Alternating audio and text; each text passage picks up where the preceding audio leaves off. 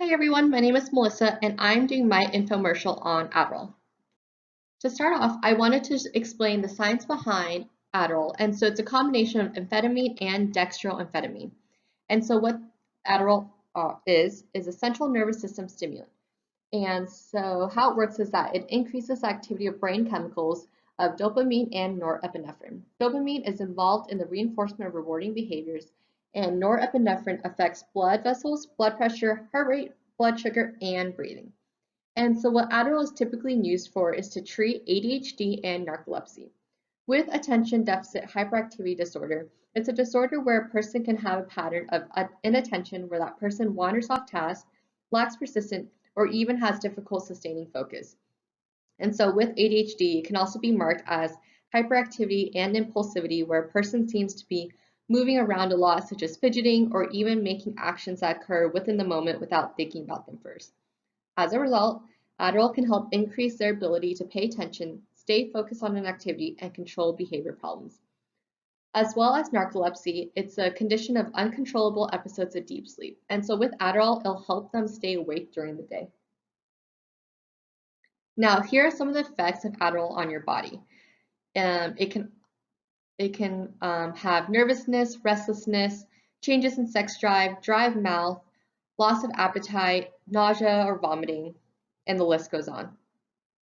Now, according to the article, Raising Awareness About Prescription and Stimulant Abuse in College Students Through On-Campus Community Involvement Projects. So in our college population, research has shown that those students who are most at risk for prescription stimulant abuse are males, members of Greek organizations, students who consume other substances recreationally, which includes alcohol, and students who self-report as being more invincible. Now, typically, Adderall is prescribed to students to increase attention and focus, and so it overall improves academic improvement. And so estimates are that up to 20% of college students abuse prescription stimulants for recreational or academic purposes, such as being able to study for longer periods of time. Now, most of the time, students obtain Adderall from their peers who have prescriptions of Adderall, of these drugs. Now, the real question is, does Adderall make you smarter? Some people take prescription stimulants to try and improve mental performance. However, college students sometimes misuse them by trying to get better grades. Taking prescription stimulants for reasons other than treating ADHD or narcolepsy could lead to harmful health effects. Now, these harmful health effects, so according to the National Institute on Drug Abuse, it is possible for a person to overdose on prescription stimulants. An overdose occurs when the person uses enough of the drug to produce a life-threatening reaction or death.